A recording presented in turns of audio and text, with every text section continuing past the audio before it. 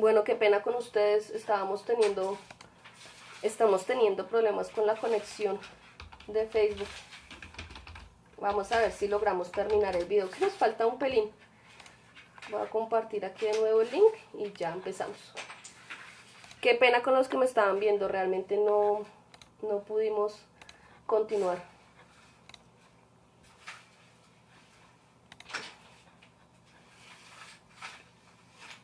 Entonces, terminando con lo de las contradicciones aparentes, con la aparente contradicción que existe en la, ilaha, illallah, podemos decir que esto es necesario una búsqueda para que las personas puedan tener tranquilidad en su fe. Esto es muy importante.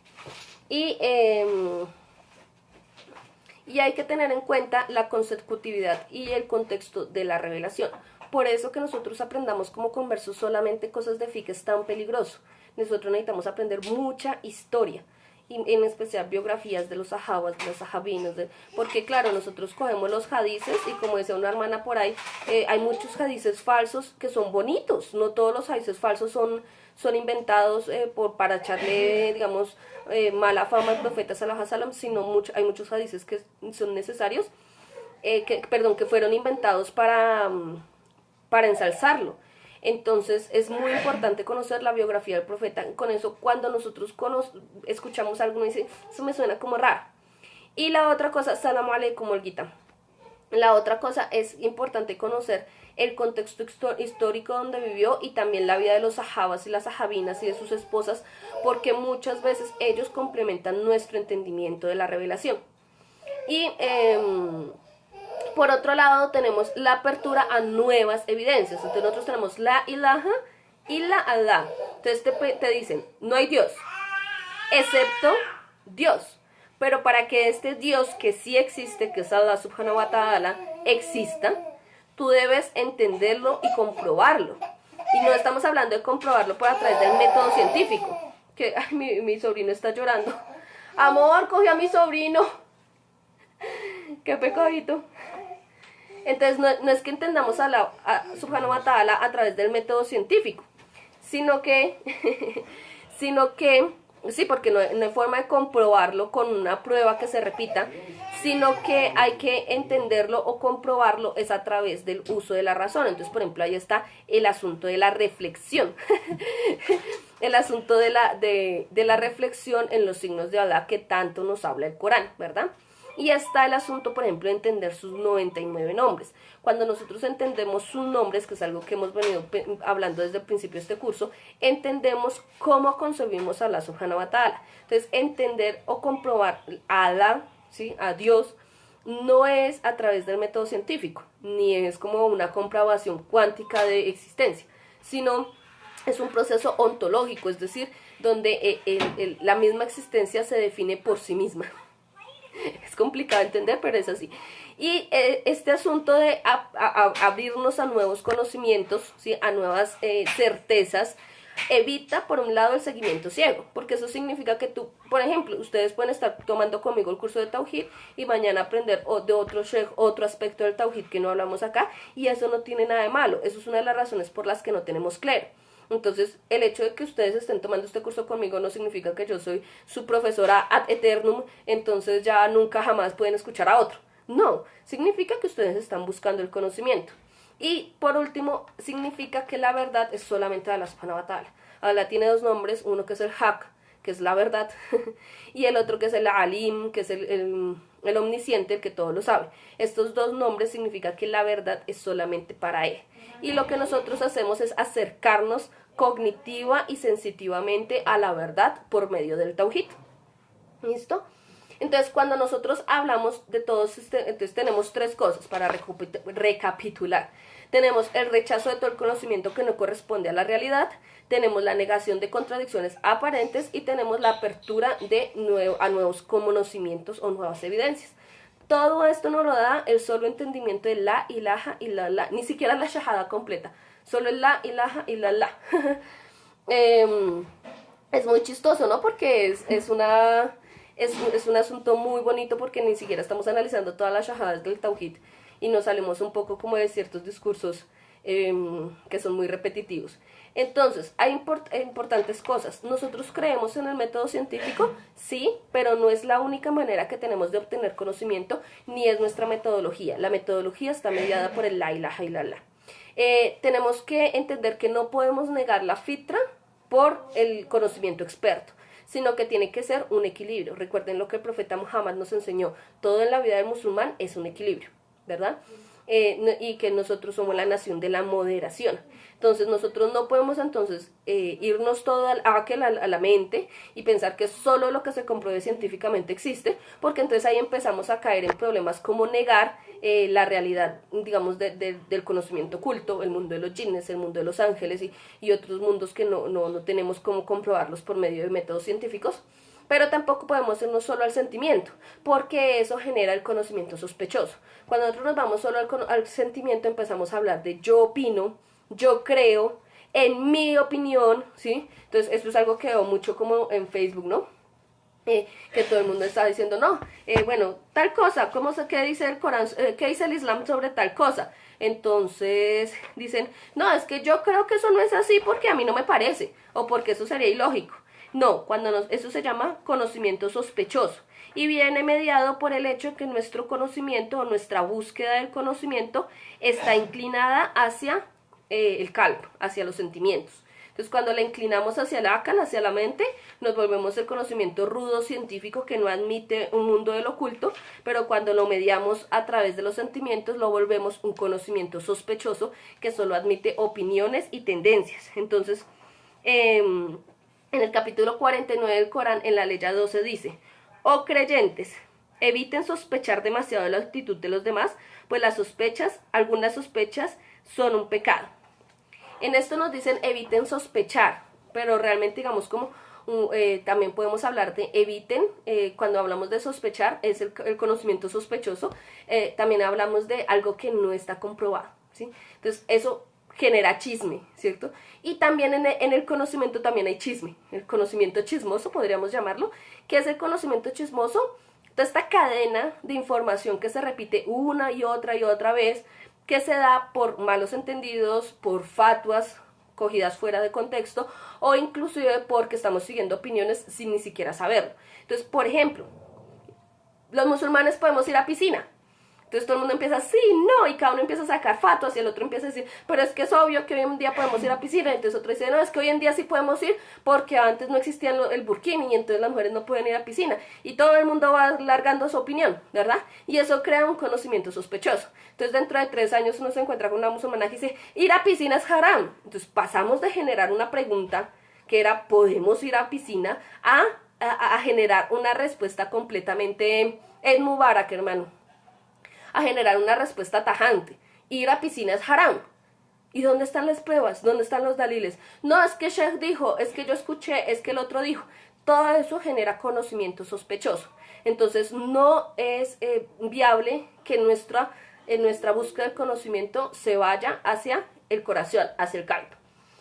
Y es importante que los musulmanes aprendamos a anular las contradicciones aparentes o estudiarlas o por lo menos procesarlas. ¿Cuál es la diferencia? Anularlas, que tú dices, eso no existe, pero en tu corazón la sacas, ¿sí? Y ya no está, ¿sí? Eso es válido. Entonces hay personas que dicen, no, si Dios lo dice es por algo y punto. Eso es totalmente válido. Mientras sí sea sincero, mientras salga la duda y lo que puede generar una contradicción aparente en tu corazón, salga, ¿sí? No esté presente. La otra cosa dije, anular, estudiar. Entonces la estudias hasta que la entiendes y entiendes por qué no es una contradicción, por eso se llama contradicción aparente, pero tú la estudias para entenderla y cuando la entiendes generas bienestar para ti mismo. Y por último, anularla, estudiarla o ignorarla, que es tenerla ahí y tenerla presente, pero tratar de buscar, sin entrar como en la búsqueda del conocimiento, pero sí tratar como de entenderla un poco más, ¿verdad? Que es como un punto medio. Pero cualquiera de estas tres es posible. Entonces hay gente que dice, no, es que la poligamia es así porque es así, punto. Es válido, Dios la reveló. Entonces, pero hay gente que no le sirve esa respuesta, necesita todo el asunto racional de por qué la poligamia es válida para el contexto de no sé qué y decirse más. Entonces, si tú necesitas eso, depende del tipo de personalidad que es. Y por último quería decirles que nosotros, el Corán mismo nos invita a buscar el conocimiento con la revelación de Iqra, ¿cierto? Lee en el nombre de tu Señor, que todo lo ha creado. Cuando se revela esta palabra nos está diciendo lean, reciten, estudien. Entonces no hay ningún problema en buscar el conocimiento. El problema es ¿para qué buscas el conocimiento? Cuando nosotros tenemos una intención sincera de buscar el conocimiento para Allah subhanahu wa ta'ala, eso es lo más importante. Entonces, si tú buscas el conocimiento, hay personas que me dicen, no, pero es que hay gente que va y estudia y nunca viene a dictar clases. Es que uno no busca el conocimiento para el profesor. ¿Ven? El primer conocimiento es para con uno mismo. Si en el camino se da que tú te vuelves profesor, está chévere. Si en el camino se da que tú te vuelves un faqih, el que da fatwas, es chévere. Si en el camino se da que tú te vuelves un conferencista, que es diferente a ser profesor, también está chévere. Pero eso no significa que toda persona que busque el conocimiento tiene la obligación de enseñar a otros. Es un deber, más no, pero pues no todas las personas tienen la facilidad de hacerlo. Entonces debemos tener en claro que el conocimiento es para Allah subhanahu wa ta'ala, no para convertirte en algo. ¿Listo? Y por último les quería decir que obviamente cuando nosotros entendemos el Tawhid, entendemos la teleología de la creación, entendemos la voluntad divina, entendemos la ética del ser y del hacer, estamos mucho más tranquilos con nuestra creencia, pero además entendemos cómo funciona el concepto de Allah subhanahu wa ta'ala en el Islam. Y obviamente la teleología del mundo es el espectáculo de conocimiento más sublime que existe en la creación. Entonces, eso es todo. Con esto ya terminamos el curso. Perdón, hoy tuvimos varias interrupciones, realmente fue bastante complicada esta transmisión. Pero alhamdulillah lo logramos. Habían unas preguntas que voy a responder para que queden grabadas. Estaban en los videos anteriores, entonces un momentico las busco, porque quedaron todas sueltas. Entonces, el hermano Patricio estaba conectado. Hermano Patricio, salam aleikum. Aquí es de Colombia, el hermano Patricio es de Ecuador. Entonces, lecciones, me preguntaban, ¿es válido para que un estudiante aprenda una fuente que no tiene una cadena de estudios que conduce a los 4 madhabs? Claro que sí. Les voy a responder por qué. Primero, porque históricamente los 4 madhabs no han sido los únicos que han existido. Han existido más. Les recomiendo, les dije en el video pasado, vuelvo y lo digo para que quede grabado, el libro Historia de las Escuelas de Jurisprudencia del Dr. Bilal Phillips. Está en español, se descarga gratuito de la página islamhouse.es. Y ahí pueden ver que han existido escuelas de jurisprudencia que se borraron por razones hasta políticas, pero además porque, claro, la pervivencia en la historia de las escuelas de jurisprudencia ha estado atravesado por la forma de transmisión de su conocimiento. Entonces esto es muy importante entenderlo. Pero además ella me dice, para que un estudiante aprenda una fuente que no tiene una cadena de estudios que conduce a los 4 madhab. Los 4 madhab son de fiqh. Entonces tú debes estudiar los madhab si estudias fiqh, pero si tú estás estudiando akida, historia, sira, hadith, si estás estudiando otras ciencias, tajwid, el tajwid no conduce a las 4 escuelas de jurisprudencia. El tajwid tiene sus propias formas de recitación y tiene sus propias formas organizacionales que no tienen que ver con las escuelas. Entonces, claro, el problema es que, miren que nosotros tenemos tan metida la imagen de que el conocimiento islámico es conocimiento de fiqh, que siempre lo relacionamos con las escuelas, pero no es así. Si tú estás en un área del conocimiento que no es de fiqh, pues tú vas a aprender algo básico de las escuelas, sí, vas a aprender algo básico de fiqh también, pero lo que vas a aprender es sobre tu disciplina. Recuerden que las ciencias islámicas son como decir las ingenierías. Entonces, ingeniería, pero hay ingeniería eléctrica, ingeniería mecánica, ingeniería química, ingeniería mecatrónica, no, la mecatrónica es otra cosa, ingeniería ya se me fueron, de sistemas, ingeniería civil, y por ejemplo la ingeniería civil y la ingeniería eléctrica, pues nada que ver, o la ingeniería química y la ingeniería de sistemas, tienen ingeniería, pero pues son 2 ramas totalmente distintas.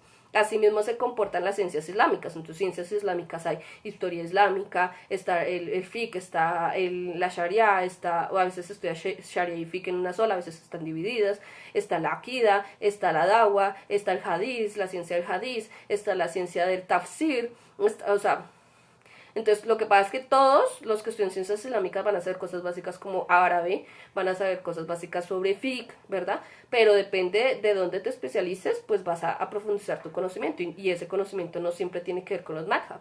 Entonces, sí, es válido aprender de una persona que no seguía los 4 madhab. Eso sí, eso es importante. Y lecciones islámicas es que ella es Shafi en madhab.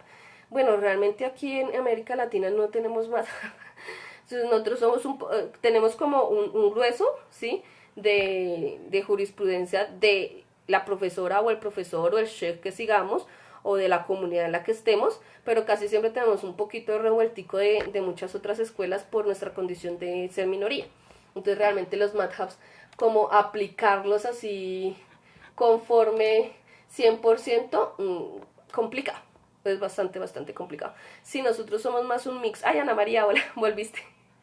Entonces sí es difícil definirse, ¿sí? Entonces sí les pido que tengan cuidado con ese asunto como de decir yo soy Shafi, yo soy Malik, yo soy... No, porque además eso crea división, otros bien poquitos y bien divididos y reclamando grupos que no tenemos a veces ni cómo comprobar si lo somos o no. Digamos que alguien se dice Shafi, Malik o esto cuando ya son sheikhs y muy estudiados y dicen, no, es que yo ya me estudié fiqh, me especialicé en una escuela y hice el doctorado en esa escuela y estoy haciendo el postdoctorado en las diferencias de esa escuela con otras 3.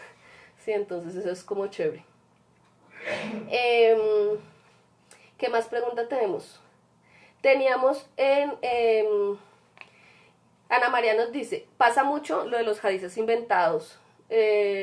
Los hadices inventados son muy comunes, creo que sí hay un conocimiento básico y siempre algo que no es verdadero genera duda. Con eso uno ya tiene que ponerse a la tarea de buscar qué tan veraz es la información y esto vale no solo para lo que tiene que ver con el Islam. Sí, es muy importante que ustedes entiendan que los hadices y el Corán hay mucha manera de manipularlo por el hecho de las traducciones. Entonces, por ejemplo, con los hadices me he topado que a veces presentan pedazo del hadiz sin el contexto o le quitan la cadena narrativa, que es algo que los conversos nunca le paramos bolas, ¿no? Cuando dice Ibn Omar dijo de Omar ibn al-Khattab que dijo el profeta, 2 puntos. Nosotros eso casi siempre no lo volamos, pero ese pedazo es muy importante para saber de dónde viene la información, en qué tiempo o en qué contexto. Entonces nosotros como conversos sí tenemos que tener mucho cuidado con las fuentes de nuestro conocimiento, sobre todo si nuestro conocimiento es de Sheikh Google, y empezar a aprender cosas básicas que nos permiten discernir lo demás. Entonces nosotros debemos empezar por establecer un conocimiento real, por ejemplo, de la sunna del profeta sallallahu alaihi wasallam y leer por lo menos lo que tenemos en español, que es confiable, antes de empezar a navegar en otras aguas más turbias y más complicadas. ¿Listo? No sé si tienen alguna pregunta. Aisha decía que cómo saber si un hadiz es cierto o falso. En nuestro contexto como conversos toca preguntar. O sea, eso sin nada que hacer. Para eso son los sabios del hadiz, pero no tenemos ninguno en español. Entonces sí es, bueno, en América Latina, no sé si de pronto en España, en la zona de Marruecos existe alguno que hable español.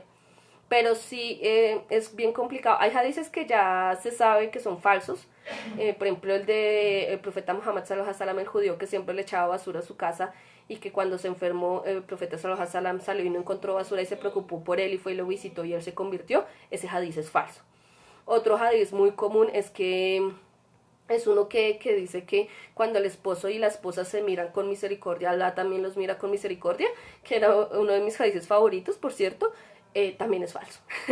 Esos 2 hadices, por ejemplo, son muy comunes y son falsos.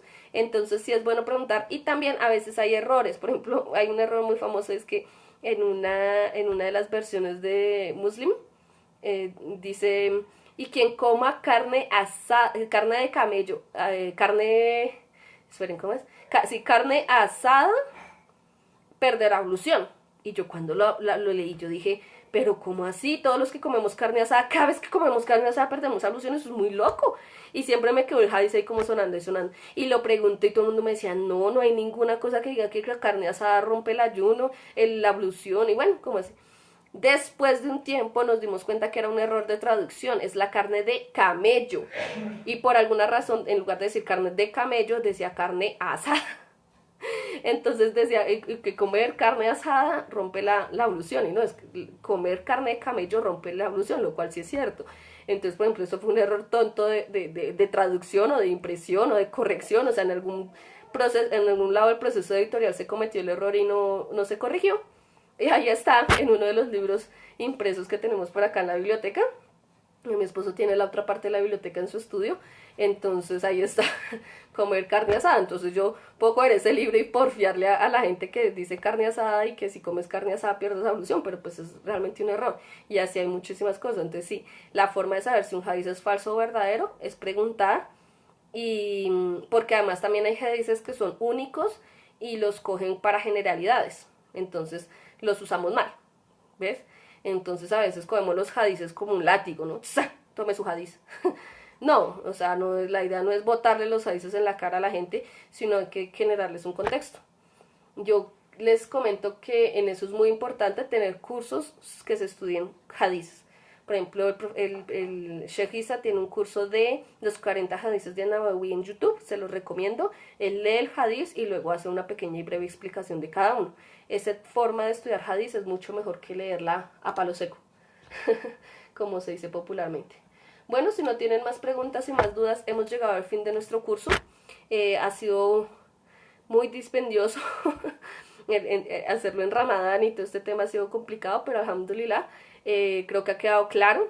Quería proporcionarles conocimiento del Tawhid diferente porque me encanta, porque yo me emociono con estas cosas y alhamdulillah les agradezco mucho su compañía, a los que han estado todo el tiempo, como Olguita, como Ana María, como el hermano Patricio, que han estado muy juiciosos viendo todos los videos, mandando sus dudas y todo eso. Les agradezco muchísimo el apoyo y realmente espero que lo puedan compartir con otros, sobre todo con aquellos que tienen dudas sobre dejar o irse del Islam. Es muy importante que la enseñanza del Tawhid. Y bueno, espero que tengan un bendecido Eid, que Allah subhanahu wa ta'ala acepte todas sus obras, que haya aceptado todos sus ayunos. Recuerden pagar el Zakat al-Fitr y bueno, nos vemos en otro curso. Assalamu alaikum wa rahmatullahi wa barakatuh. Eid Mubarak para todos y para la hermana Miriam que se acaba de conectar. Nos vemos en próximas ocasiones y en próximos cursos.